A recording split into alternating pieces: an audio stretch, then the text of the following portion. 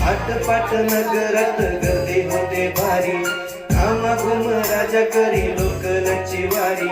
आटपाट नगरात गर्दी होते भारी, घामाघूम राजा करी लोकलची वारी. रोज सकाळीच राजा निघताना बोले, गोष्ट सांगायची काल राहुनिया गेली. जमलेच नाही काल येणे मला जरी, आज बर येणार मी वेळेतच घरी.